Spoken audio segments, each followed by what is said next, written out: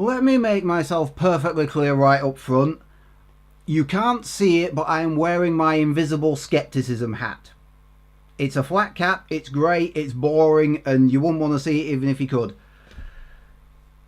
Because we've obviously had the first and second films. And we got a video game as well, which a lot of people widely regard as the third film. Have I got, yeah. I thought I pulled them out. I forgot about that. Yeah. We've got Ghostbusters 1 and 2. I think. You can just see it. And the game as well. So I've got those. And then they obviously did the real Ghostbusters cartoon. I've seen a handful of episodes. I'm actually surprised how little of that program I've seen now, thinking about it. And I've seen Extreme Ghostbusters, which is another animated series, which is a sequel. I've seen all of that. I have not seen the 2016 reboot, which, from what I've heard, everyone seems to think that it's utter crap. And unless it pops up for free on Amazon Video, because we're a Prime subscriber, I have no intention of ever watching it. So therefore I feel totally justified in going into this film, into this trailer for the new Ghostbusters 2020 film with my skepticism cap firmly on my head. Normally I like to give things a fair chance. Not so much this time. I'm going into this with a bit, you know, I'm kind of dreading it, to be honest. You've got a bit of work to do. I think this film is by Sony. You've got a bit of work to do to convince me that you know what you are doing and give a shit about it. So that's where I'm coming from with this trailer. So I'm starting in a mildly annoyed place. So without further ado, I suppose we're going to watch this. Are you ready for this? No, neither am I. Let's maximize the screen and let's have a look, see what happens.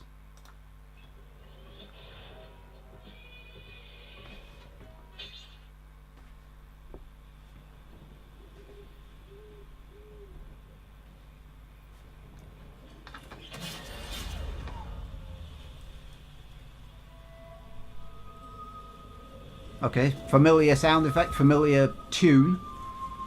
Playing the nostalgia card.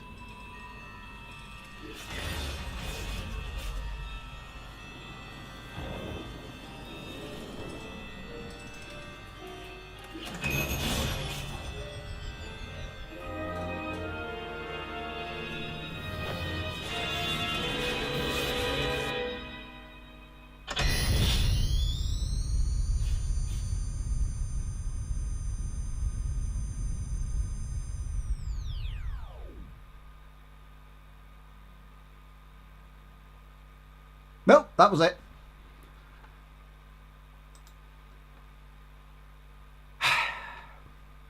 And that is still the noise I am choosing to make. Yeah, summer 2020. Okay, fair enough. But there we go. That's a decent enough picture. Yeah, I've still got my skepticism. I'll put you down now. I was secretly hoping my skepticism cap might just go and fly off somewhere, fuck off to the pub or something. That didn't tell me anything, to be honest. It didn't even really intrigue me. And I know it's only a teaser at a minute long, so I wasn't expecting much.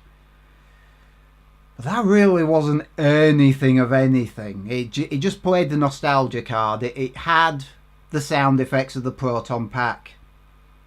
Looks like someone's having trouble firing it up. The special effects look familiar. You've got the music in the background, the spooky music from the first film. And you've got the Ecto one. It's looking a bit beat up here. Out in the middle of nowhere in a barn, covered up, you know. So, I mean, it's...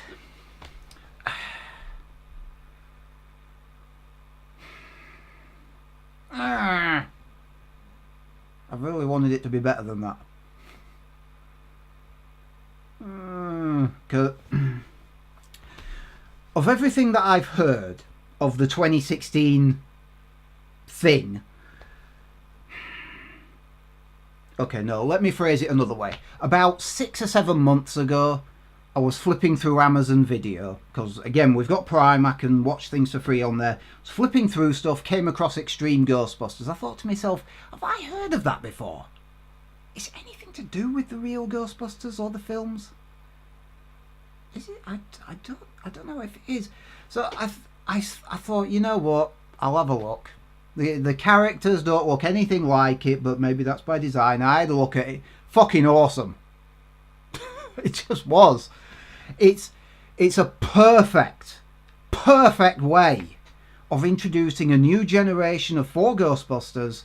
It had Egon as the mentor, and it even had the original voice actor from the real Ghostbusters.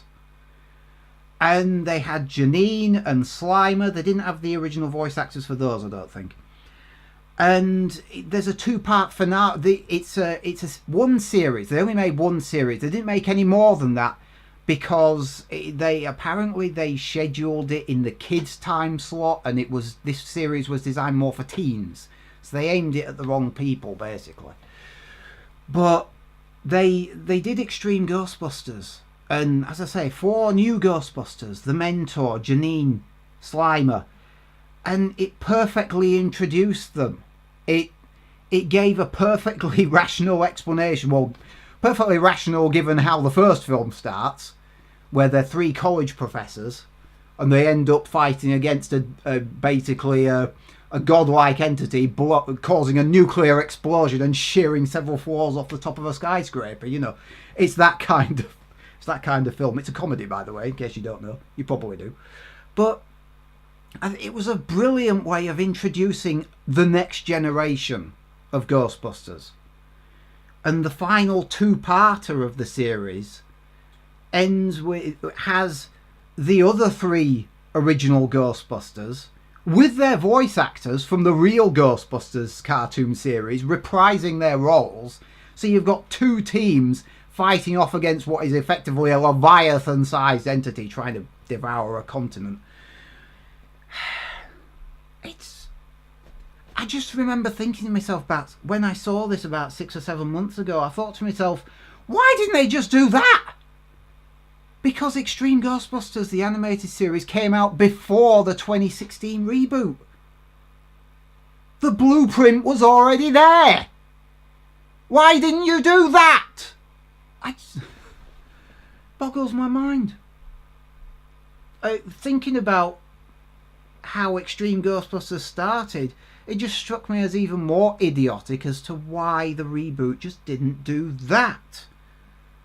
Because everyone said, why didn't you just have a new set of Ghostbusters with the old 4 acting as mentors? Well, I say old 4 because obviously Harold Ramis is not with us anymore. He co-wrote the original film with Dan Aykroyd. A little bit of input from the original director Ivan Reitman, whose son Jason Reitman, I believe his name is directing this one apparently.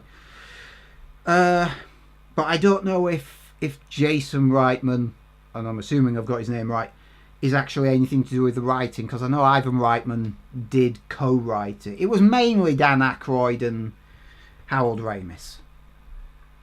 But because originally the script for the first film was supposed to be, I think it was something called Ghost Corps, and Dan Aykroyd was planning to do it with, I think it was John Belushi, but he died before they could make it, and their original script started halfway through the film where ghosts were already fairly mediocre. It was like, oh god, not another one.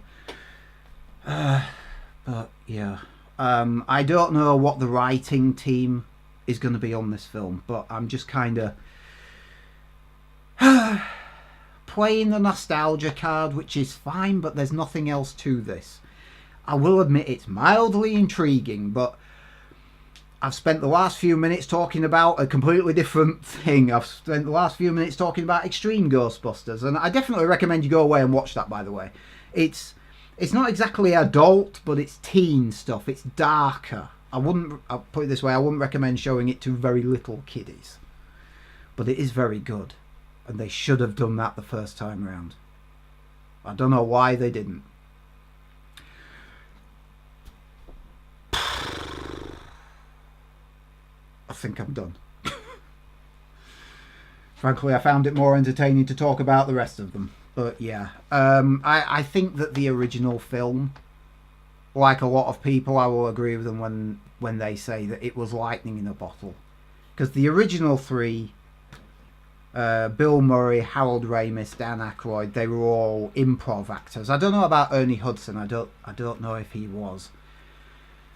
But they just improv their way through most of the film, and somehow they just struck gold with it somehow. I don't know how they did it, but they did. For crying out loud, even the end of the first film, this is the first and second films, even the end of the first film is improvised. When they all start chanting Ghostbusters, Ghostbusters, Ghostbusters when they're going up into the building, that was spontaneous. They didn't ask the crowd to do that. They just showed up to watch them filming. And right at the very end of the end credits, when they're waving the Ghostbusters t-shirts, and I have mine on as well, by the way, but they were waving the Ghostbusters t-shirts, counterfeit t-shirts. The crowd just happened to be doing it. There was so much improvisation in that film, it just shouldn't have bloody worked. It just did. Apparently the critics were meh on it when it first came out. The audiences loved it, but the critics were meh. Everyone's changed their tune on it since then, of course. Now it's regarded as an absolute classic, and for good reason. But it's 2 years away. Yeah. What year is it now? I've lost track of the year. It's 2019. I'm going to say 2 years. I'm going to say 1.5 years, 2 years, something like that. It's quite a way away. So I'm presuming they haven't got any major footage for it, and it's just a teaser trailer. But Jesus, you've got a lot of big shoes to fill. The last reboot did, but it was a misfire, allegedly. Again, allegedly, I haven't seen it, but... Okay, I'm finally going to stop talking now. Like, dislike, comment, subscribe and share, all that jazz. See you next time. I will keep an eye out for another trailer for this because I am interested, because I've done a reaction to it, but I'm not holding my breath. Skepticism cap.